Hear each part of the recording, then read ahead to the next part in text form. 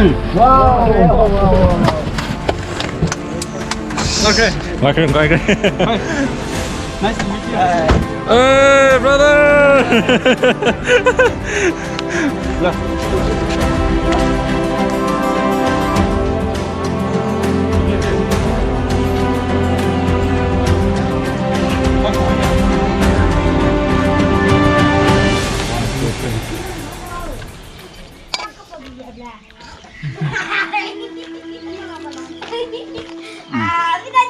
Nó vào đây. Hai cái tấm.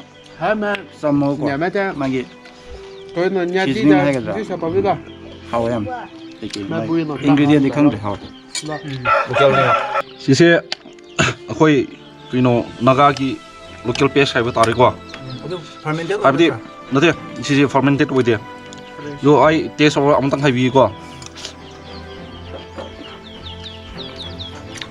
솔리드야 맛에 그이노 아카와 브린절 굽나 마짜마짜 라이브도 아도 하피고 톰 요래 모록 요래 Chai đâu rồi? 사 사수 그이노 사 요래 나비데 시데 like chutney ne ko chutney ne was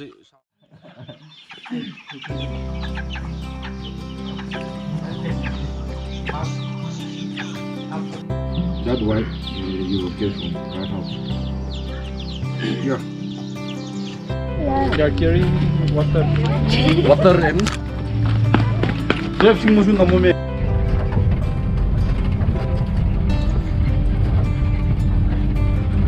Okay guys, good evening from Tungam village of Senapati district. Anyway, see, village je.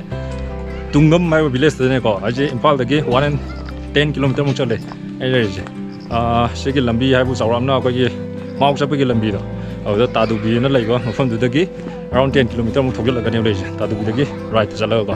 Anyway, sigi lai je na moi gi sai guding gi bang tho ko 2 days ai ta ne ko. Sai guding ko man min ni sang na bang tho ko. Moi festival om le ko adu gi Imana momna invite to lakne to moi video je kan nam je na ga first day da wrestling do ne na ga aduga nonga laga na moi pedi transplantation hai ba ga 1 2 3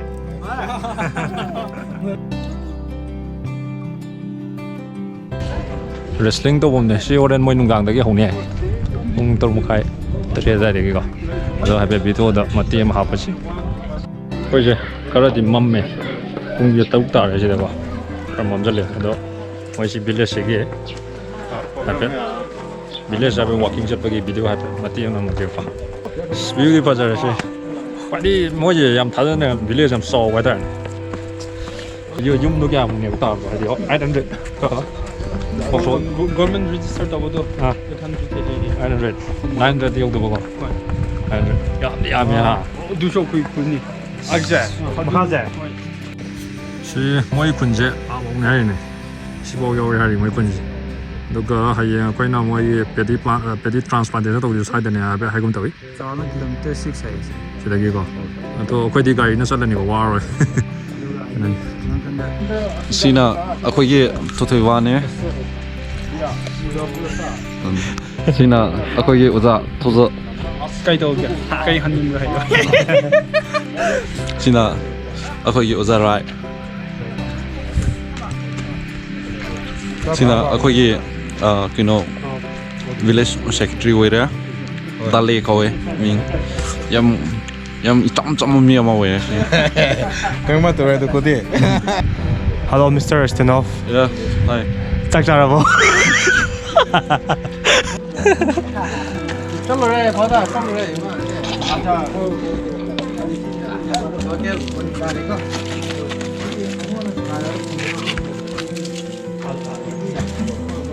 Chalo pa cha chalo ye. Chalo ye hai chalo. Mi amagi tumam ne hoje. Thai lagi. Ki je kem tan na pan te u je moi na hai edna. Miro. Mechin nung jin kem yo bor de. Mi amana ai di tumom lo mo je tumam ne hoje. Mi ama ka 어 de. ai di phobung gu mai da na so Sabung ne je. dai phobo Abi ki je na hai de. Hono tum ma lang ne na te ba. Ko kem tum de.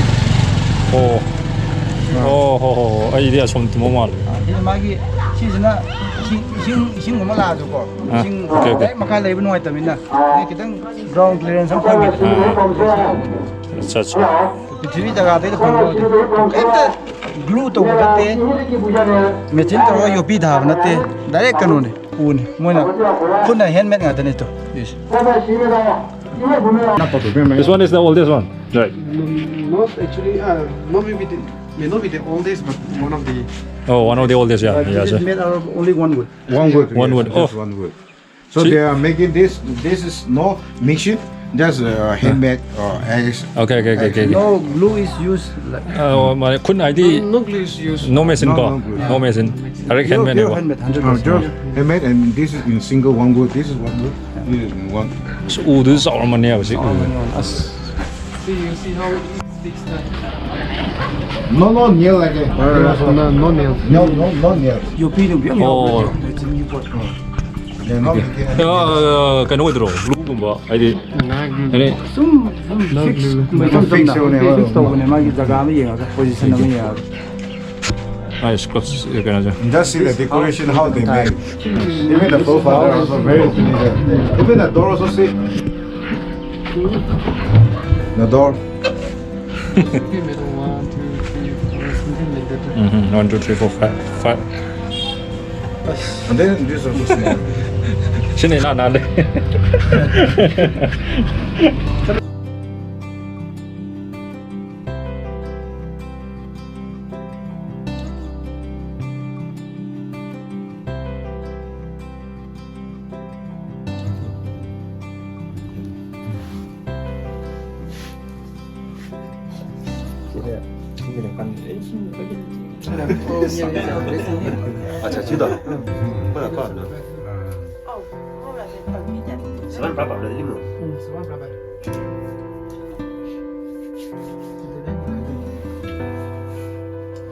Police allez ce Thomas faire quoi? OK. First round ce Thomas devient le boy.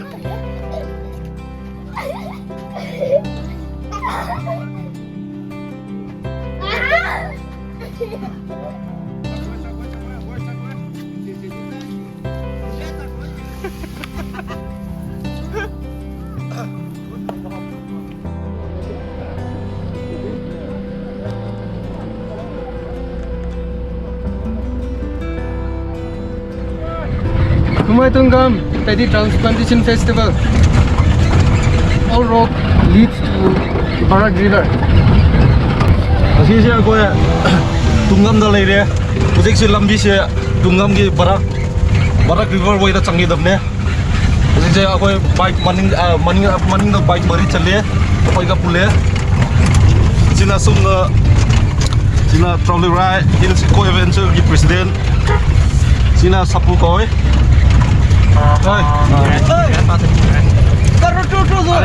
ai si oi re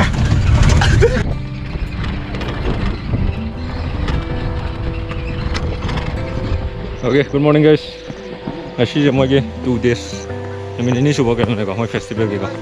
Ado ngarang do wrestling to gan lotion ge ngarang do. Moi wrestling do nongalam dai pung 3 mari da bo pung to hai to. Akoi di nong ngan na hanjale. Ado ngarang do marang di to hai da.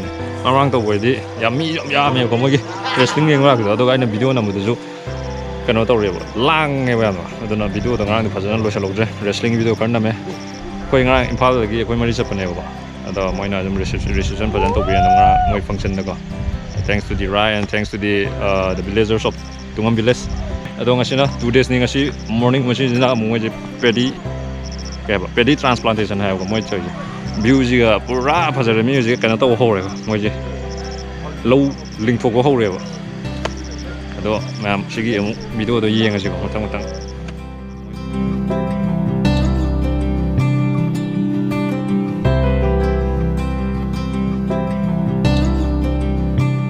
moi si cái nó ngắt rồi lâu linh của máy này có si view gì còn phải rất là như là sẽ linh vào đấy à đấy rồi moi moi gì bao lên drone đó về tàu thợ gì xin này đây rồi làm lâu linh vào câu đấy các nặc sẽ là công gì mà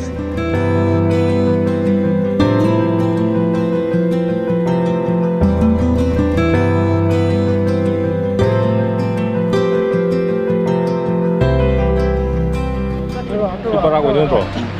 Barak lo sih. Oh barak itu nih kok. Oh barak. Dia ini power deh. Barak tuh. Oh dia lagi. Oke.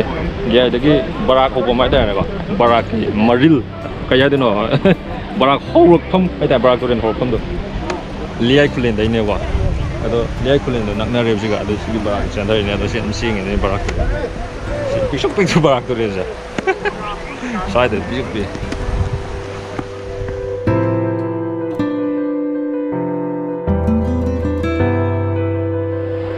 Moi si cái à đó chú festival rồi mình nó mai cái tổ lò cái lòi nó đi khăng rồi đó festival thì nó sang festival thì nó phải rất là đâu rồi moi gì ít shit phun xếp cái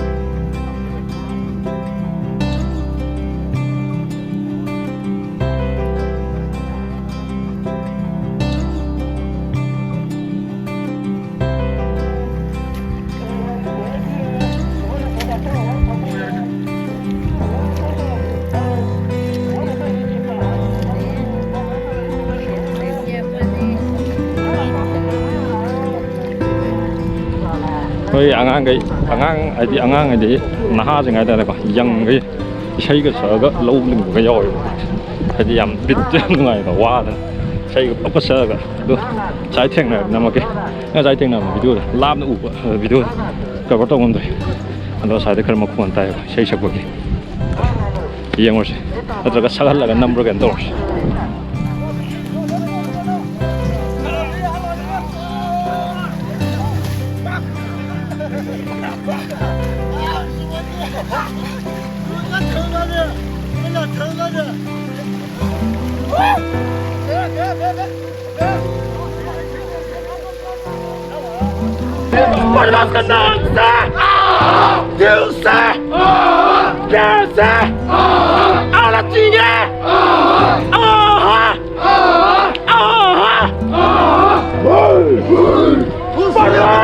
Nice, nice, nice.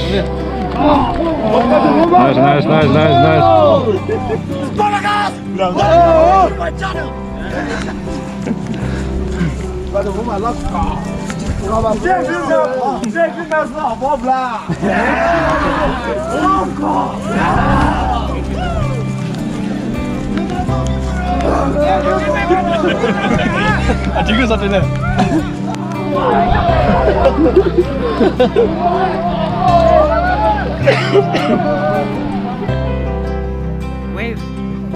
Wave like this.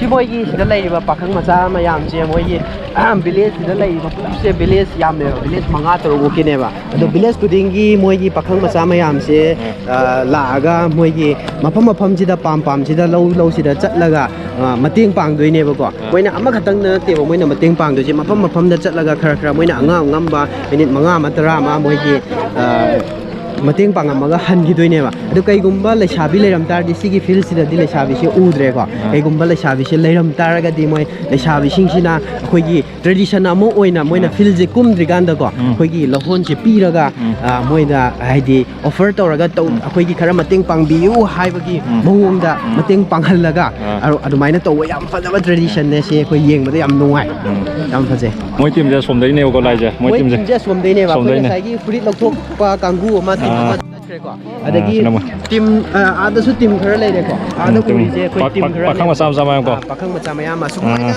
ทีมมายามาจัดลีกับบิลเลสมังอากี่ at least มวยทีมมังอามุกตีเลยลงมาเนี่ยก่อนಅದು ಯಾಮ್ ಫಜೆ ಮೊಯೆ ಶಿ ngak to mane to ngak lo ka musak ki dunia wa to bom da to bom da mo moi mating pang dunia ka this is very nice hoge akhoi ga ba ma noi ga ba lai chese plot mating pang gen mane ko yam fa zo yam nungai ba hoje moi sa pa je haidi moi na sat ki ba khu se sana ga si la ga sak ni ko haidi lang than da wa yaw yo se da wrestling to chat na mo ko haidi la bu ji da to ko musak ki dunia nungai na ra ko moi se mating ngak pa me da do se musak lai hai moi gi ko moi gi no le shabi sing lai ram tar de mi ma na le shabi yam si da kuina wari sana ga lai ba ya di hai ko ai gumba kuina wari sana ga di moi lak min ri ba kanggu tu na sana ba mi do khoi le khom da lang thar ga namsal laga ko khoi adumaina mayam na le khom na thabi na dumai hai punishment pi ba gi ta thabok tong dong ni sin da thabok tong dong sin men idea de thabok tong dong ni sin moi loi re ji daw re amo dong sak ni amo da mu chat moi se khra ma teng kwa na o do ngak tang da ga da song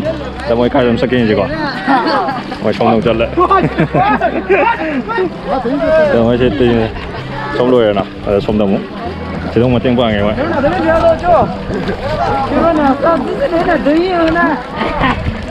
Chỉ đông mà tiếng vàng mà thằng sắc cái điều mới chưa có. Ok, yang phật giáo vậy ta này có. Yang phật giáo tradition này, nó chúng ta sẽ lấy. Ở team hôm nay người ta phơi lục thô bao nhiêu đó, team mà tổ bao nhiêu. Ở đây là mà tiếng vàng chơi này, ôi, phong sẽ là mà tiếng vàng cái nhiều có. Sai cái sao thấy rồi, yang ngoài này đây, yang ngoài tổ với mới thôi.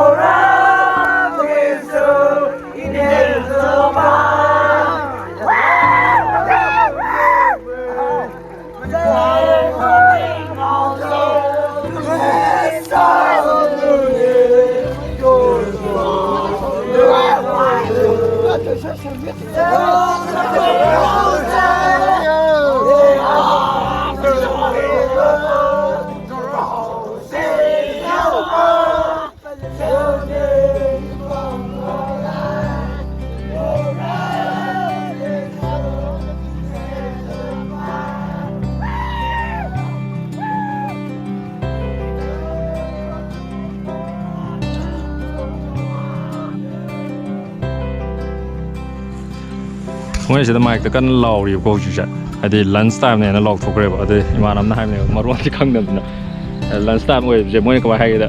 Lunch time này lọc thuộc rồi sát đâu rồi xin nhiều hay chứ, đâu có moi là hay thì thâu cái lùi rồi ta cho suy dân bây giờ thì anh tộc sinh bây giờ thì nó câu rồi có ngoài cái ꯂꯧ ꯃꯄꯨꯗꯣ ꯀꯧꯔꯒ ꯍꯥꯏꯗꯤ ꯑꯃꯨꯛ ꯍꯥꯏꯔꯒꯗꯤ ꯂꯣꯏꯔꯦ ꯍꯥꯏꯕꯒꯤ ꯐꯤꯕꯝꯗꯀꯣ ꯆꯥꯛ ꯆꯥꯕ ꯆꯠꯂꯣ ꯍꯥꯏꯕꯅꯦꯕ ꯊꯕꯛ ꯁꯨꯒꯅꯨ ꯍꯧꯖꯤꯛ ꯊꯕꯛ ꯁꯨꯕ ꯃꯌꯥꯝ ꯆꯥꯛ ꯆꯥꯅ ꯔꯦꯁ ꯇꯧꯕ ꯇꯥꯏꯃꯤꯡꯅꯦ ꯅꯊꯟꯗ ꯁꯨꯕ ꯌꯥꯗꯦ ꯃꯣꯏ ꯍꯥꯏꯁꯦ ꯑꯗꯨꯅ ꯍꯧꯖꯤꯛꯁꯦ ꯀꯅꯥꯝ ꯊꯕꯛ ꯁꯨꯗ꯭ꯔꯦ ꯊꯕꯛꯄꯨꯗꯤ ꯂꯣꯏꯗ꯭ꯔꯤꯕꯀꯣ ꯂꯟꯁ ꯇꯥꯏꯝ ꯑꯣꯏꯕꯒꯤ ꯑꯗꯨꯅ ꯅꯁꯥꯅ ꯁꯨꯖꯒꯦ ꯀꯥꯏꯁꯨ ꯌꯥꯗ꯭ꯔꯦ ꯁꯤꯗꯗꯤ ꯄꯨꯂꯞ ꯀꯩꯅꯣ ꯇꯧꯕꯅꯤꯅꯀꯣ ꯏꯁꯥꯒꯤ ꯂꯧꯅꯤ ꯏꯁꯥꯅ ꯀꯨꯏꯅ ꯁꯨꯖꯒꯦꯁꯨ ꯌꯥꯗ꯭ꯔꯦ ꯂꯟꯁ ꯇꯥꯏꯝꯗꯤ ꯂꯟꯁ ꯇꯥꯏꯝꯗ ꯑꯗꯨꯝ ꯆꯠꯂꯣ ꯆꯥꯎꯔꯨꯁꯤꯅꯦ ꯍꯥꯏꯔꯤꯁꯦ ꯑꯣꯀꯦ ꯑꯩꯈꯣꯏꯁꯨ ꯍꯧꯖꯤꯛ ꯑꯩꯈꯣꯏꯁꯨ ꯂꯟꯁ ꯇꯧꯁꯜꯂꯒꯦ ꯂꯟꯁ ꯇꯥꯏꯝꯅꯦ ꯍꯥꯏꯔꯕꯅꯤꯅ ꯑꯩꯈꯣꯏ ꯂꯟꯁ ꯇꯧꯁꯜꯂꯒ ꯃꯈꯥ ꯇꯥꯕꯗꯣ ꯃꯣꯏꯒꯤ ꯅꯨꯡ ꯊꯥꯡꯒꯠꯄꯒꯤ ꯀꯩꯅꯣꯁꯨ ꯀꯝꯄꯤꯇꯤꯁꯟꯁꯨ ꯂꯩ ꯍꯥꯏꯕꯀꯣ ꯑꯗꯨ ꯑꯃꯨꯛ ꯌꯦꯡꯉꯨꯁꯤ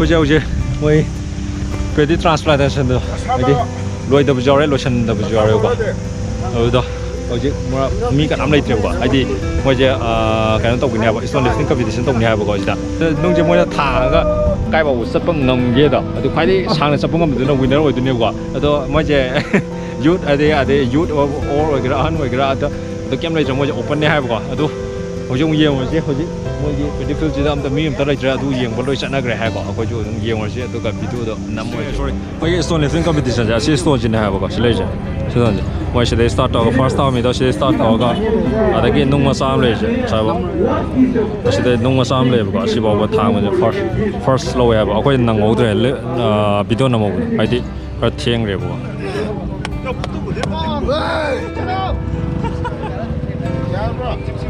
ꯈ꯭ꯋꯥꯡ ꯁꯣꯛꯀꯅꯤ ꯈ꯭ꯋꯥꯡ ꯁꯣꯛꯀꯅꯤ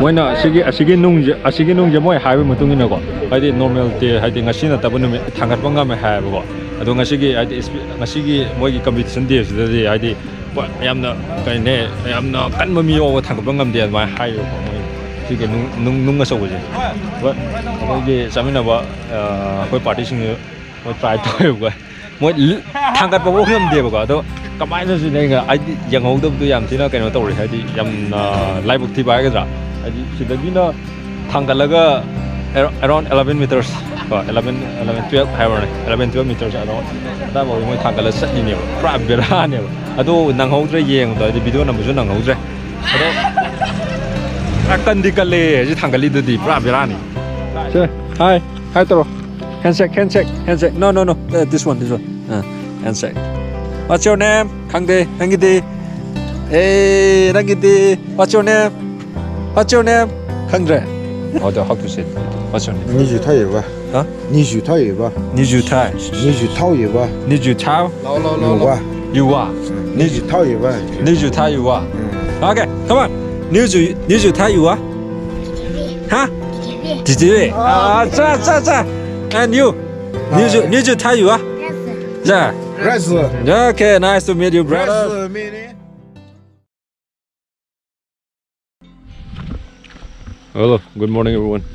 So, akoise moigi 2 days festival da ko fazana adi fazana mapung phana yauraga loisangré ngarang loisangré dum moi se nungthin loisangré ko moi stone lifting competition to uda dum loisangré aduga akoise fazana enjoy tawre do but stone lifting competition do akoi nanghautre video number ꯑꯁꯣꯝꯗ ꯂꯧꯕꯨꯛꯇꯒꯤ ꯃꯣꯏꯒꯤ ꯂꯧꯕꯨꯛꯇꯒꯤ ꯀꯥꯈꯠꯂꯛꯄꯗꯀꯣ ꯑꯗꯣ ꯃꯣꯏꯒꯤ price ꯄꯤꯕꯗꯨꯗꯤ ꯅꯪꯍꯧꯔꯦ ꯑꯗꯣ ꯃꯣꯏ ꯅꯨꯡꯗꯣ ꯈꯨꯆꯥꯎ ꯑꯃꯅꯤꯀꯣ ꯊꯥꯡꯒꯠꯄ ꯂꯦꯡꯉꯝꯗꯦ ꯑꯩꯈꯣꯏꯅ ꯑꯗꯨꯒ ꯁꯥꯡꯉꯦ about 11 ꯃꯤꯇꯔꯁꯃꯨꯛ ꯃꯣꯏ ꯊꯥꯡꯉ ꯆꯠꯂꯦ ꯑꯗꯣ ꯐꯥꯔꯁ ꯇꯥꯕꯒꯤꯗꯤ ꯑꯗꯣ ꯍꯧꯖꯤꯛꯁꯦ ꯅꯨꯃꯤꯠ 5ꯅꯤ ꯁꯨꯕꯀꯣ ꯑꯩꯈꯣꯏ ꯂꯥꯛꯄꯒꯤ ꯅꯨꯃꯤꯠ 5ꯅꯤ ꯁꯨꯕ ꯑꯌꯨꯛꯅꯤ ꯑꯩꯈꯣꯏ ꯉꯁꯤ ꯌꯨꯝ ꯍꯜꯂꯅꯤ ꯑꯗꯣ ꯚꯤꯗꯤꯑꯣꯁꯦ ꯑꯗꯨꯝ ꯁ꯭ꯋꯥꯏꯗ ꯂꯣꯏꯁꯤꯜꯂꯒꯦ ꯚꯤꯗꯤꯑꯣꯁꯦ ꯐꯖꯅꯗꯤ ꯁꯥꯡꯉꯅꯤꯀꯣ 2 days ꯐꯖꯅ ꯃꯣꯏ ꯉꯔꯥꯡꯒꯤꯁꯦ ꯐꯖꯅ ꯅꯝꯈ꯭ꯔꯦ ꯑꯗꯨꯒ ꯉꯁꯤꯁꯦ ꯑꯌꯨꯛꯁꯦ ꯑꯩꯈꯣꯏ ꯆꯠꯄꯒꯤ ꯃꯃꯥꯡꯁꯤꯗ ꯃꯣꯏꯒꯤ ꯇꯨꯡꯒꯝ ꯚꯤꯂꯦꯖꯀꯤ ꯈꯨꯟꯒꯤꯗꯣ ꯗ꯭ꯔꯣꯟ ꯁꯣꯠ ꯈꯔ ꯇꯧꯒꯦ ꯇꯧꯅꯦꯕ ꯉꯍꯥꯟ ꯅꯪꯍꯧꯗ꯭ꯔꯦꯕꯀꯣ ꯉꯔꯥꯡꯁꯨ ꯑꯗꯣ ꯉꯁꯤ ꯅꯝꯒꯦ ꯇꯧꯔꯒ ꯂꯩꯆꯤꯟꯁꯤꯅꯗꯤ ꯌꯥꯗ꯭ꯔꯦ ꯅꯪꯕꯨꯗꯤ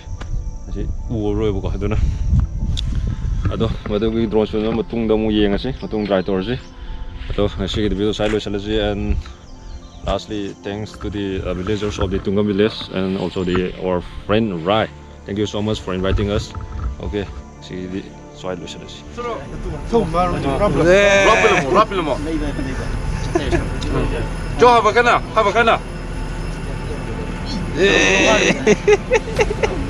Viva. Haba na. Chef Johnny ya.